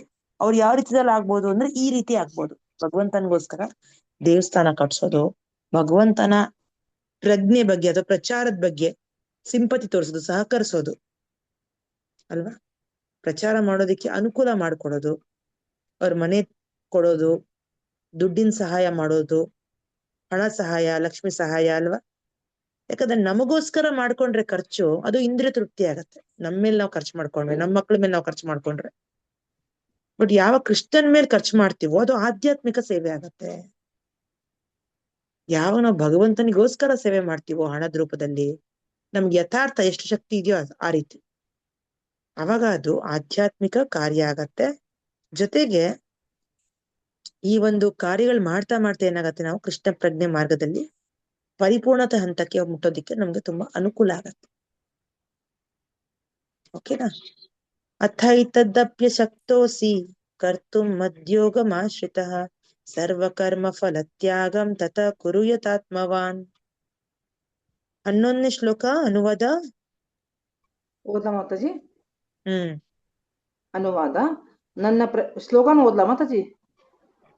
ಓದಿ, ಪರವಾಗಿಲ್ಲ. ಇರ್ಲಿ ಬಿಟ್ಟು ಮಾತಾಜಿ. ಅನುವಾದ ಕೆಲಸ ಮಾಡಲು ನಿನಗೆ ಸಾಧ್ಯವಿಲ್ಲದಿದ್ದರೆ ನಿನ್ನ ಎಲ್ಲ ಕರ್ಮ ಫಲವನ್ನು ತ್ಯಾಗ ಮಾಡಿ ಆತ್ಮಸ್ಥಿತನಾಗಿರಲು ಪ್ರಯತ್ನಿಸು. ಭಾವಾರ್ಥ ಓದ ಮಾತಾಜಿ? ಬೇಡ ಮಾತಾಜಿ, ಕಂಪ್ಲೀಟ್ ಮಾಡ್ತೀನಿ. Thank you Mataji. ಸೊ ಯಾರಿಗೆ ಭಗವಂತನ್, ಕೆಲವ್ರು ಏನಂತಾರೆ, ಕೃಷ್ಣನ್ಗೋಸ್ಕರ ಮಾಡೋದಿಲ್ಲ, ಭಗವಂತನ ಹತ್ರ ಎಲ್ಲ ಇದೆಯಪ್ಪ, ಬಟ್ ಇಲ್ದಿರೋರು ಎಷ್ಟೋ ಜನ ಇದಾರ ಸಮಾಜದಲ್ಲಿ, ಕಷ್ಟದಲ್ಲಿ ಇರೋರು ಎಷ್ಟೋ ಜನ ಇದ್ದಾರೆ ಅಲ್ವಾ, ನಿರ್ಗತಿಕರು ಎಷ್ಟೊಂದ್ ಜನ ಇದ್ದಾರೆ, ಬಡವ್ರು ಇದ್ದಾರೆ, ರೋಗಿಷ್ಟ್ರಿದ್ದಾರೆ, ಅನಾಥರಿದ್ದಾರೆ. ಅವ್ರದೆಲ್ಲ ಸೇವೆ ಯಾರು ಮಾಡ್ತಾರೆ? ಈ ತರ ಯೋಚನೆ ಮಾಡಿದ್ರೆ ಎಷ್ಟು ಜನ ಇದಾರಲ್ಲ. ಭಗವಂತನ್ಗೆ ಯಾಕೆ ಮಾಡ್ಬೇಕು ಕೆಲ್ಸ ಅಲ್ವಾ? ಇಲ್ದಿರೋರ್ಗೆ ನಾವು ಕೊಡೋಣ. ಅರ್ಥ ಆಗುತ್ತೆ ಎಲ್ರಿಗೂ? ಸೊ ಯಾರು ಕೃಷ್ಣ ಪ್ರಜ್ಞೆ ಚಟುವಟಿಕೆಗಳಿಗೆ ಬಗ್ಗೆ ಅವರು ಅನುಕಂಪ ತೋರ್ಸಲ್ಲ, ಸಹಕರಿಸಲ್ವೋ, ಯಾವುದೇ ಕಾರಣದಿಂದ ಇರ್ಬೋದು, ಸಾಮಾಜಿಕ ಕಾರ್ಯದಿಂದ ಇರ್ಬೋದು, ಕಾರಣದಿಂದ, ಅಥವಾ ಬೆಳವಣಿಗೆ ಆ ತರ ಇರಬಹುದು ಅಲ್ವಾ. ಆ ರೀತಿ ಇದ್ದಾಗ ಏನಾಗತ್ತೆ, ಅವರು ಈ ತರ ಸಮಾಜಕ್ಕೆ ಏನಾದ್ರು ಸೇವೆ ಮಾಡ್ತೀವಿ ಅಂತ ಹೇಳ್ತಾರೆ. ಅದು ಕೃಷ್ಣ ಪರವಾಗಿಲ್ಲ ಅಂತ ಹೇಳ್ತಾನೆ. ಆ ರೀತಿ ಮಾಡೋದು ಕೂಡ ತಪ್ಪೇನೂ ಇಲ್ಲ. ಆದ್ರೆ ಇದು ಟಾಪ್ ಮೋಸ್ಟ್ ಕೆಲ್ಸ ಅಂತ ಹೇಳಕ್ಕಾಗಲ್ಲ. ಗೊತ್ತಾಗ್ತಿದ್ಯಾ? ಮೊದಲನೇ ಶ್ರೇಷ್ಠ ಭಕ್ತರು ಅಂದ್ರೆ 8ನೇ ಶ್ಲೋಕ, ಮನಸ್ಸು ಬುದ್ಧಿನ ಕೃಷ್ಣನ್ ಮೇಲೆ ಯಾವಾಗ್ಲೂ ನಿರ್ಭರಿಸೋದು, ಯಾವಾಗ್ಲೂ ಕೃಷ್ಣನ್ ಸೇವೆದಲ್ಲಿ ಮಗ್ನರಾಗಿರೋದು, ಡೆಡಿಕೇಟ್ ಆಗಿರೋದು. 2ನೇ ವರ್ಗ ಯಾರು? ಅದ್ರ ನ್ಯಾಚುರಲ್ ಆಗಿ ಮಾಡಕ್ ಆಗದೆ ಇರೋರು ಅಭ್ಯಾಸ ಯೋಗ ಮಾಡ್ತಾರೆ ಅಲ್ವಾ, ಒಂದು ಗುರುವಿನ ಮಾರ್ಗದರ್ಶನದಲ್ಲಿ. ಪ್ರಭುಪಾದರ ಆದೇಶದಿಂದ ನಾವೆಲ್ಲರೂ 16 ಮೇಲೆ ಜಪ ಮಾಡ್ತಿದೀವಿ, ಭಕ್ತಿ ಸ್ಟೆಪ್ಸ್ ತಗೊಂತಾ ಇದೀವಿ. ಎಲ್ಲರೂ ನಿಮ್ಮಲ್ಲಿ ಯಾರ್ಯಾರು ಭಕ್ತಿ ಸ್ಟೆಪ್ಸ್ ತಗೊಂಡಿದ್ದಾರೆ ಈ ಸರಿ ಹೇಳಿ, ನಿಮ್ ಹೆಸರು ಹೇಳಿ. ಈ ಸರಿ ಯಾರ್ಯಾರು ಭಕ್ತಿ ಸ್ಟೆಪ್ಸ್ ತಗೊಂಡಿದ್ದೀರಾ ಮಾತಾಜಿ ಹೇಳಿ? ಅರುಣಾ ಮಾತಾಜಿ ತಗೊಂಡಿದ್ದಾರೆ, ಸುಮಂಗ್ಲಾ ಮಾತಾಜಿ, ಸುಮಂಗಳಾ ಮಾತಾಜಿ ತಗೊಂಡಿದ್ದಾರೆ, ರೇಣುಕಾ ಪವರ್ ಮಾತಾಜಿ ತಗೊಂಡಿದ್ದಾರೆ, ಉಮಾಬಾಯಿ ಮಾತಾಜಿ ತಗೊಂಡಿದ್ದಾರೆ. ರವಿ ಪ್ರಭು, ಹೌದಾ? ರವಿ ಪ್ರಭು ತಗೊಂಡಿದ್ದಾರೆ. ಹಾ, ಇವತ್ ಕ್ಲಾಸ್ ಬಂದಿರೋರಲ್ಲಿ ಹೇಳಿ. ಬಂದಿರಲ್ಲ, ಅವ್ರು ಬಂದಿಲ್ಲ ರೀ. ಹೌದಾ? ಸೊ ಹಾಗಾಗಿ ನೀವೆಲ್ಲ ಸುಷ್ಮಿತಾ ಮಾತಾಜಿ ತಗೊಂಡಿದ್ದಾರೆ ಅಲ್ವಾ. ಸೊ ಹಾಗಾಗಿ ಉಮಾಬಾಯಿ ಮಾತಾಜಿ ತಗೊಂಡಿದ್ದಾರೆ, ಸುಧಾ ಮೇರ್ವಾಡಿ ಮಾತಾಜಿ ತಗೊಂಡಿದ್ದಾರೆ. ಸೊ ಇದೆಲ್ಲ ಭಕ್ತಿ ಸ್ಟೆಪ್ಸ್ ತಗೊಳೋದು ಅಂದ್ರೆ ಏನರ್ಥ ಅಂದ್ರೆ, ನಾವು ಕೃಷ್ಣನ್ಗೋಸ್ಕರ ನಾವು ಒಂದು ಹೆಜ್ಜೆ ಮುಂದೆ ಹಾಕಿದೀವಿ ಅಂತ ಅರ್ಥ ಅಲ್ವಾ. ಭಗವಂತನ್ಗೋಸ್ಕರ ನಾವು ಜ್ಞಾನ ಪಡ್ಕೋತಾ ಇದೀವಿ, ಭಗವಂತನ ಬಗ್ಗೆ ತಿಳ್ಕೊತಾ ಇದೀವಿ, ಪರೀಕ್ಷೆಗಳು ಬಳಿತಾ ಇದೀವಿ, ನಿಯಮಗಳನ್ನ ಆಚರಿಸ್ತಾ ಇದೀವಿ. ಇದೆಲ್ಲ 2ನೇ ಸ್ಟೇಜು, ಇದೆಲ್ಲ 2ನೇ ಹಂತ, ಟಾಪ್ ಮೋಸ್ಟ್. ಇದು ಟಾಪ್ ಸೆಕೆಂಡ್. ಇದು 2ನೇ ಸೆಕೆಂಡ್ ರ್ಯಾಂಕ್ ಬಂದ್ರು ಕೂಡ ಏನ್ ಪರವಾಗಿಲ್ಲ, ಫಸ್ಟ್ ರ್ಯಾಂಕ್ ಲೆಕ್ಕನೇ ಆಕ್ಚುಲಿ. ಅವನು ಹತ್ರ ಇದ್ದಂಗೆ, ಗೊತ್ತಾಯ್ತಾ? Second is as good as first actually.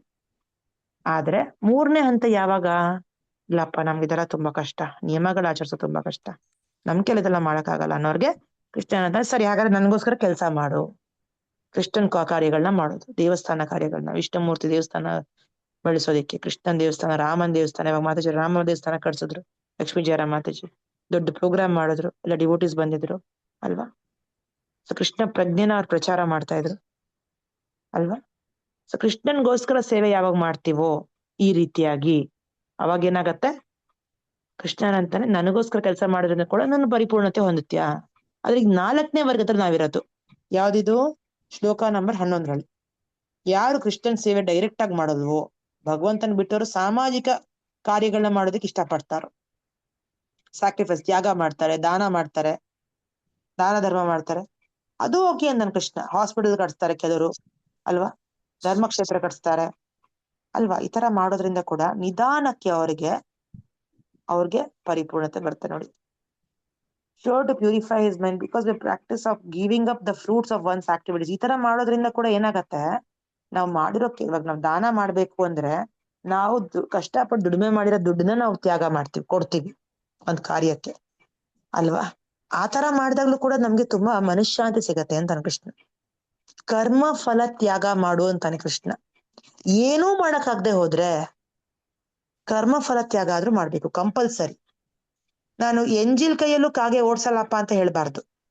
ಎಲ್ಲ ಪೂರ್ತಿ ದುಡ್ಡು ನನಗೆ ಸೇರಿದ್ದು, ಪ್ರತಿಯೊಂದು ರೂಪಾಯಿ ನಾನು ಕಷ್ಟಪಟ್ಟು ದುಡ್ದಿರೋದು. ಹಾಗಾಗಿ ನಾನು ಏನನ್ನೂ ಖರ್ಚು ಮಾಡಲ್ಲ ನಂಗಿಲ್ಲ. ಪೂರ್ತಿ ಹಣದ ಮೇಲೆ ನಮ್ಗೆ ಹಕ್ಕು ಇಲ್ಲ.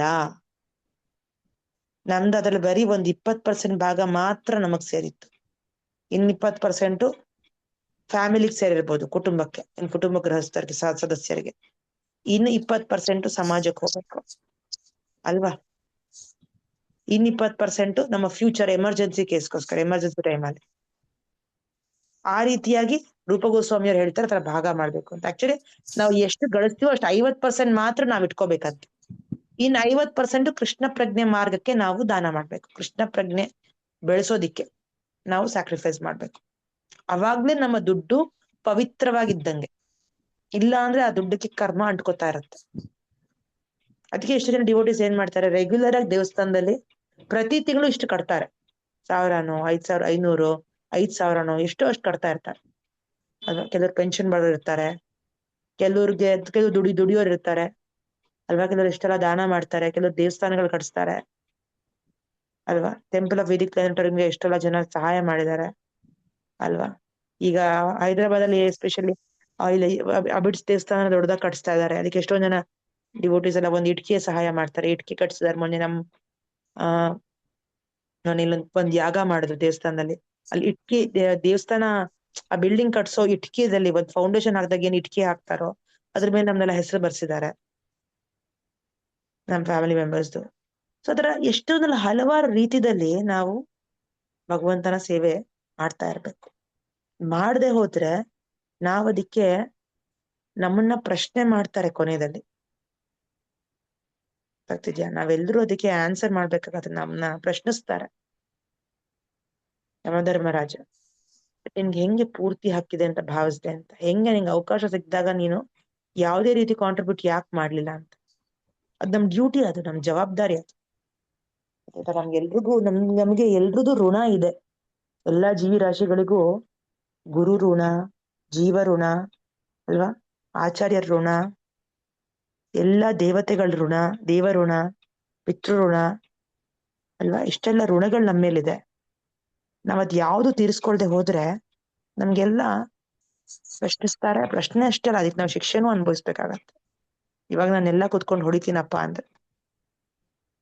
ಸೊ ಹಾಗಾಗಿ ತಿಳುವಳಿಕೆ, ಶಾಸ್ತ್ರಜ್ಞಾನ ತುಂಬಾ ಮುಖ್ಯ ನಮ್ಗೆ.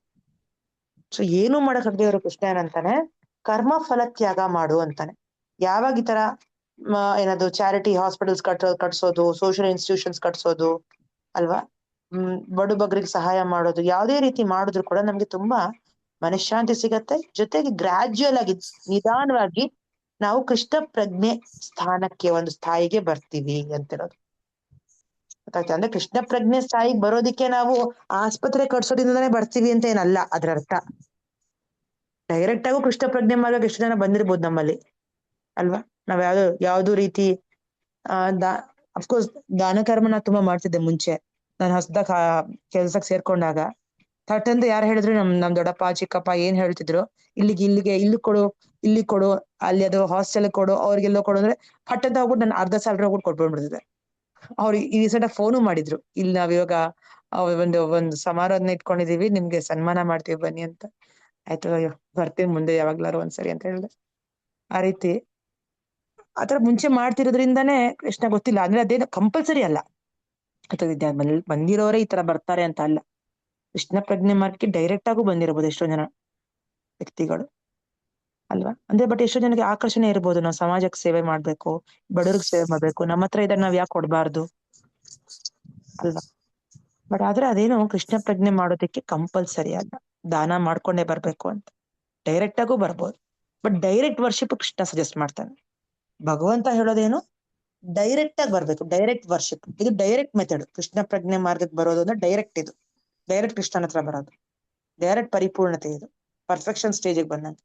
ಯಾಕಂದ್ರೆ ದಾನ ಮಾಡೋದ್ರಿಂದ, ದಾನ ಕರ್ಮ ಮಾಡೋದ್ರಿಂದ, ಸಮಾಜ ಸೇವೆ ಮಾಡೋದ್ರಿಂದ ನಮ್ಗೇನ್ ಬರುತ್ತೆ, ಕೇವಲ ಪುಣ್ಯ ಬರುತ್ತೆ. ಎಲ್ರಿಗೂ ಅರ್ಥ ಆಗ್ತಿದ್ಯಾ? ಇದು ತುಂಬಾ ಇಂಪಾರ್ಟೆಂಟ್ ಪಾಯಿಂಟ್ ಇದು.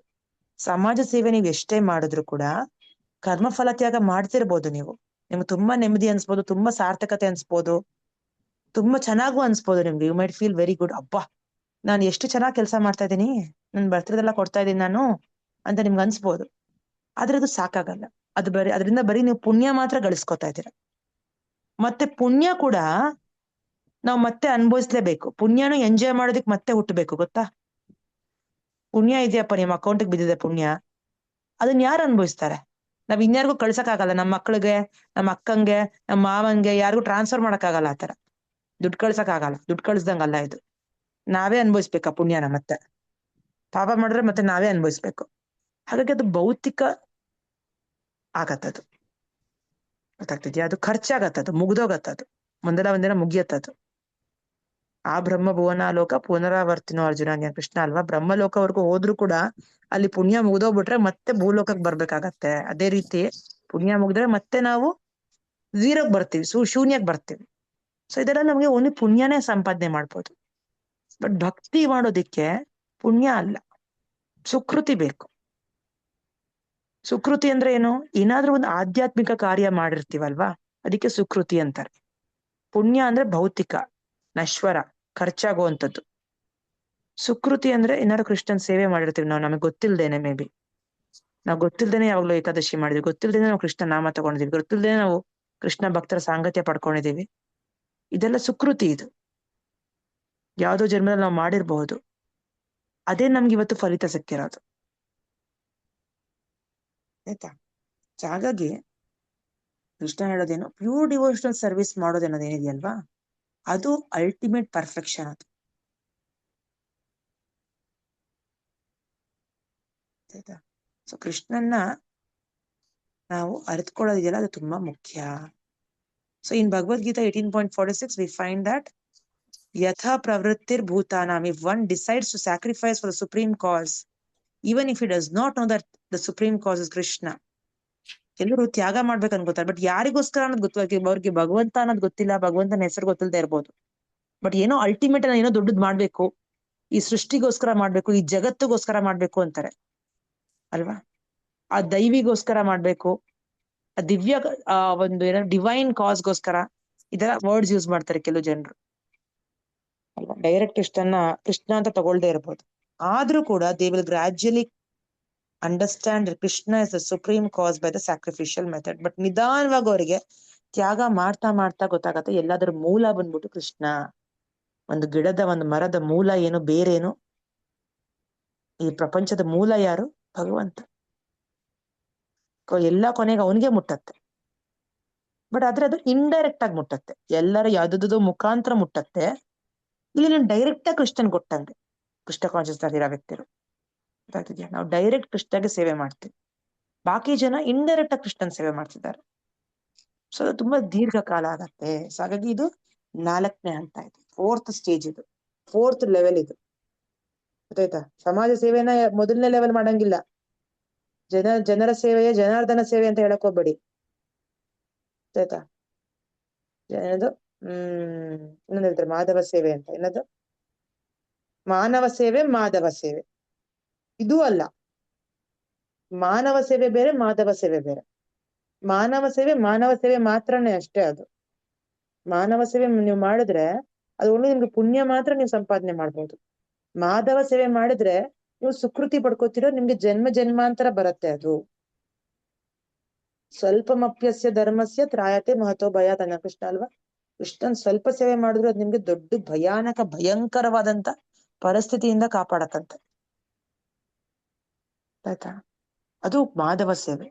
ಮಾನವ ಸೇವೆ ಮಾಡೋದ್ರಿಂದ, ಸಮಾಜ ಸೇವೆ ಮಾಡೋದ್ರಿಂದ, ಕೆಲವರು ಹೇಳ್ತಾರೆ, ಕೆಲವು ಡಾಕ್ಟರ್ಸ್ ಹೇಳ್ತಾರೆ, ನಾನು ಈ ಪ್ರೊಫೆಷನ್ ನ ಯಾಕೆ ಚೂಸ್ ಮಾಡ್ಕೊಂಡಿದೀನಿ ಅಂದ್ರೆ ನನ್ಗೆ ಮಾನವ ಸೇವೆ ಮಾಡೋದು ತುಂಬಾ ಇಷ್ಟ, ಜನರ ಸೇವೆ ಮಾಡೋದು ತುಂಬಾ ಇಷ್ಟ. ಅದು ಸಮಾಜ ಸೇವೆ ಆಗತ್ತೆ. ಅದು 4th ಲೆವೆಲ್. ಅದೇ ಕೃಷ್ಣ ಹೇಳ್ತಾ ಇರೋದು. ಇದು ನೋ ಡೌಟ್ ಒಳ್ಳೇದೇ. ಈ ಸಮಾಜ ಸೇವೆ ಮಾಡೋರು ನಿನ್ ಕರ್ಮಫಲ ತ್ಯಾಗ ಮಾಡ್ತಾ ಇದೀಯ, ನಿಂಗೆ ತುಂಬಾ ನೆಮ್ಮದಿ ಶಾಂತಿ ಇರತ್ತೆ. ಆದ್ರೆ ಅದು ಇಂಡೈರೆಕ್ಟ್ ವರ್ಷಿಪ್ ಆಫ್ ಕೃಷ್ಣ.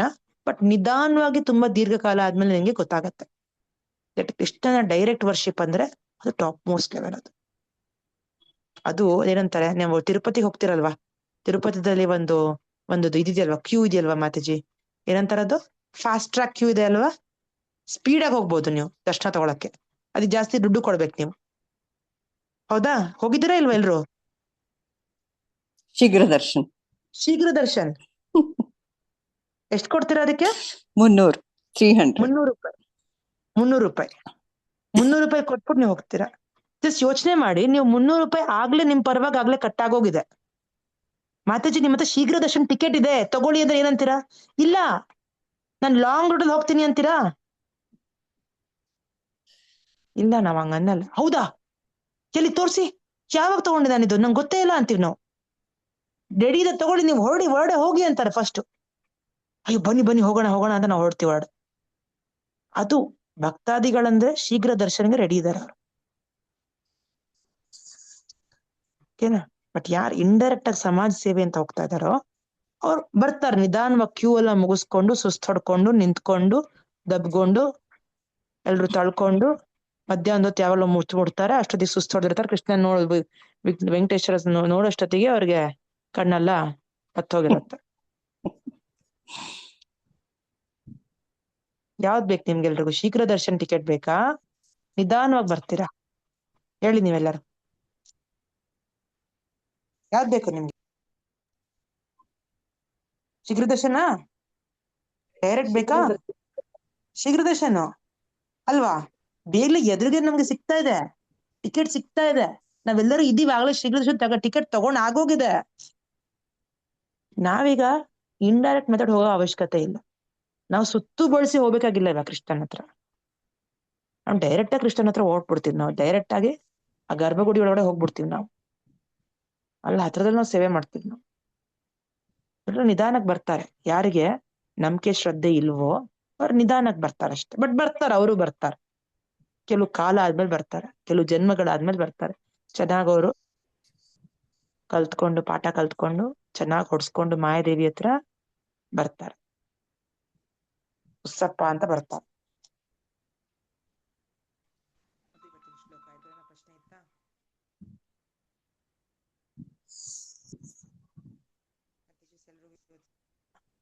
ಸಾರಿ, ನಂಗೊಂದ್ ಸ್ವಲ್ಪ ಆಫೀಸ್ ಕೆಲಸ ಇದೆ, ಹಾಗಾಗಿ ಶಾರ್ಟ್ ಆಗಿತ್ತು ಇವತ್ತು ಕ್ಲಾಸು.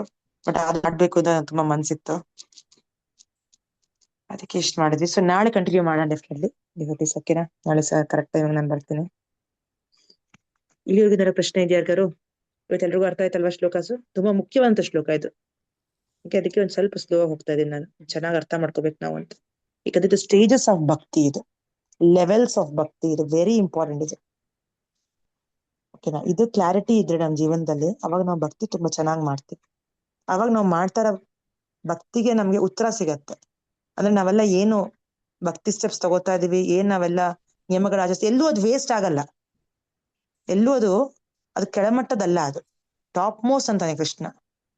ನೀನು ನಿನಗೆ ನನ್ನ ಇಚ್ಛೆ, ನಿನ್ಗೆ ಮಾಮಿಚ್ಛಾಪ್ತುಂ ಧನಂಜಯ ಅಂತ ಕೃಷ್ಣ ಹೇಳಿದ್ದಾನೆ ಅಲ್ವಾ? ಆ ಇಚ್ಛೆ ಬರೋದಿಕ್ ವೇಟ್ ಮಾಡ್ತಾ ಇದೀವಿ ನಾವು ಅಷ್ಟೇ.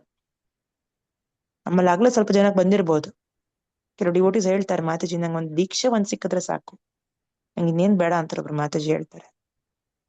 ಲಕ್ಷ್ಮೀ ಜಯರ ಮಾತಾಜಿ, ನಾನು ಅದು ಒಂದಕ್ಕೆ ನಾನು ಕಾಯ್ತಾ ಇರೋದು. ಆಕ್ಚುಲಿ ನಂಗೆ ಯಾವಾಗ ಸಿಗತ್ತೆ ಅಂತ ಕಾಯ್ತಾ ಇದ್ದೀನಿ ನಾನು ಅಂತ. ಸೊ ಆತರ ಇಚ್ಛೆ ಬರತ್ತೆ ನಮ್ಗೆ, ಬೇಕೇ ಬೇಕು ಇದು, ಅದು ಕೃಷ್ಣ ಹೇಳ್ತಾ. ಅದು ಅದು ಆ ಸ್ಟೇಜ್ ನಾವು ಬರ್ಬೇಕು. ಬೇಕಪ್ಪ ನಂಗೆ ಕೃಷ್ಣನ ಆಶ್ರಯ ಬೇಕು, ಕೃಷ್ಣ ನಂಗೆ ಬೇಕು ಅಲ್ವಾ? ಪ್ರಪಂಚ ಎಲ್ರು ನೋಡಿದೀವಿ, ಎಷ್ಟೋ ಅಷ್ಟು ಮಟ್ಟ ನೋಡಿದೀವಿ ಅಲ್ವಾ? ಎಲ್ಲ ನಾವು ನೋಡಿದೀವಿ, ಎಲ್ಲಾರ್ಗು ಅನುಭವ ಇದೆ, ಅನುಭವಿಸ್ತಾರೆ ಅಲ್ವಾ? ಯಾರಿಗೂ ಇಲ್ಲಿ ಕಷ್ಟ ತಪ್ಪಿದ್ದಲ್ಲ. ಹಾಗಾಗಿ ಈ ನಿಯಮಗಳು ಆಚರಿಸ್ಕೊಳ್ಳೋದು ಏನೋ ದೊಡ್ಡ ವಿಷಯ ಅಲ್ಲ ಅಲ್ವಾ? ನಾವೇನು ನಮ್ ತಲೆಯನ್ನು ಕತ್ತರಿಸೇನ್ ಕೊಡ್ತಾ ಇಲ್ಲ, ಏನೋ ಒಂದ್ ಚೂರು ಪಾರು ಅಷ್ಟೆ. ಅದು ಕಲಿಯುಗದಲ್ಲಿ ನಾವ್ ಇನ್ನೇನ್ ಮಾಡ್ಬೋದು, ಅದ್ರಲ್ಲೂ ನಾವ್ ಏನೋ ಒಂದು ಮಾಡ್ತೀವಿ ಅರ್ಧಂಬರ್ಧ ಮನ್ಸಿಂದ ಅಲ್ವಾ? ಇಷ್ಟು ಮಾಡಿದ್ರೆ ಸಾಕಂತ ಕೃಷ್ಣ. ಹಾಗಾಗಿ ಇದು ಲೆವೆಲ್ಸ್ ಆಫ್ ಭಕ್ತಿ. ಸೊ ನಾಳೆ ಇನ್ನೊಂದಿದೆ, ಮುಗಿಸೋಣ. ಅದಾದ್ಮೇಲೆ ಕೃಷ್ಣನ ಡಿವೋಟೀಸ್ ಭಕ್ತರ ಗುಣಲಕ್ಷಣಗಳು ಏನು ಅಂತ ಹೊಗಳ್ತಾನೆ. ಅದ್ರ ಬಗ್ಗೆ ತಿಳ್ಕೊಳ್ಳೋಣ ನಾವು. ಏನೇನ್ ಗುಣಗಳು ನಾವು ಹೊಂದ್ಕೋಬೇಕು, ನಾವೆಲ್ಲ ಪಡ್ಕೋಬೇಕು, ಅದು ಕೂಡ ನಾವು ತಿಳ್ಕೋಬೇಕು. ಅದು ಡಿವೋಟೀಸ್ ಅಂದ್ರೆ. ಆತರ ಕೆಲವು ಡಿವೋಟೀಸ್ ನಾವು ನೋಡಿದೀನಿ ಕೂಡ ನಮ್ ಜೀವನದಲ್ಲಿ, ಗೊತ್ತಾ? ಅಂದ್ರೆ ಕೃಷ್ಣ ಹೇಳಿರೋ ಶ್ಲೋಕದ ಡೆಫಿನೇಷನ್ ಪ್ರಕಾರ ಕೆಲವು ಡಿವೋಟೀಸ್ ಜೀವನನೂ ಮಾಡ್ತಾ ಇದ್ದಾರೆ. ಹಬ್ಬ ಅನ್ಸುತ್ತೆ ನಮ್ಗೆ ಅವ್ರನ್ನೆಲ್ಲ ನೋಡಿದ್ರೆ. ಸೊ ಆತರ ನಾವು ಚರ್ಚಿಸೋಣ ನಾಳೆ. ಇನ್ನು ಚೆನ್ನಾಗಿ, ಇನ್ನು ತುಂಬಾ ಖುಷಿ ಆಗತ್ತೆ ನಮ್ಮ ಮನ್ಸಿಗೆ. ಓಕೆನಾ? ಎಸ್. ವಾಂಛಾಕಲ್ಪತರುಭ್ಯಶ್ಚ ಕೃಪಾ ಸಿಂಧುಭ್ಯೇವ ಚ ಪತಿತಾನಾಂ ಪಾವನೇಭ್ಯೋ ವೈಷ್ಣವೇಭ್ಯೋ ನಮೋ ನಮಃ. ಅನಂತ ಕೋಟಿ ವೈಷ್ಣವವೃಂದ ಕಿ ಜಯ. ನಮ್ಮ ಆಚಾರ್ಯ ದಾಸ್ ಠಾಕುರ್ ಕಿ ಜಯ. ಜಗತ್ ಕೃಷ್ಣ ಪ್ರಭುಪಾದ್ ಕಿ ಜಯ. ಗ್ರಂಥ ಶ್ರೀಮದ್ ಭಗವದ್ಗೀತಾ ಕಿ ಜಯ. ಶ್ರೀ ಧನ್ಯವಾದ ಎಲ್ಲ ಮಾಡ್ತೀವಿ. ಹರೇ ಕೃಷ್ಣ. ಶಾರ್ಟ್ ನೋಟಿಸ್ ಆಯ್ತು ಅನ್ಕೊಳ್ತೀನಿ, ನಾಳೆ ಇರುತ್ತೆ class. Okay, thank you so much Nagavani Mataji. Hare Krishna. Devotees Hare Krishna. Gayatri Mataji, Hare ಒಪ್ಪು ಒಂದು ಹರೇ ಕೃಷ್ಣ ಮಾತಾಜಿ. ಅರುಣಾ ಮಾತಾಜಿ ಹರೇ ಕೃಷ್ಣ. ಓಕೆ ಪ್ರಭು, ರಮೇಶ್ ಪ್ರಭು, ಮಾತಾಜಿ ಎಲ್ಲ ಸೇರ್ಕೊಳ್ಳಿ ನಾಳೆ. ಹರೇ ಕೃಷ್ಣ ಮಾತಾಜಿ. ನಾಳೆನೂ ಇರುತ್ತೆ ಕ್ಲಾಸ್. ಓಕೆ. ಸುಷ್ಮಿತಾ ಮಾತಾಜಿ ಹರೇ ಕೃಷ್ಣ. ಗುರುವಾರ, ಶುಕ್ರವಾರ, ಶನಿವಾರ ಮಾಡ್ತೀವಿ ನಾವು ಕ್ಲಾಸ್. ಓಕೆ, ಸಂಜೆ 7 ಅಥವಾ 7:30 ಮಾಡ್ತೀನಿ ಕ್ಲಾಸು. ಶನಿವಾರ ಮಧ್ಯಾಹ್ನ 2:30 ಇರುತ್ತೆ ಭಕ್ತಿ ವೃಕ್ಷ. 2:30 ಮೇಲೆ 2:45 ಹಂಗೆ. ಓಕೆ, ನೀವೆಲ್ಲ ಭಾಗಿಯಾಗ್ಬೋದು, ಸೇರ್ಕೋಬೋದು. ಸೇಮ್ ಇದೇ ಝೂಮ್ ಅಲ್ಲೇ ಇರತ್ತೆ. ಧನ್ಯವಾದ. ಮಾತಾಜಿ. ಹರೇ ಕೃಷ್ಣ. ಮಾತಾಜಿ ಹರೇ ಕೃಷ್ಣ ಮಾತಾಜಿ. ಹರೇ ಕೃಷ್ಣ.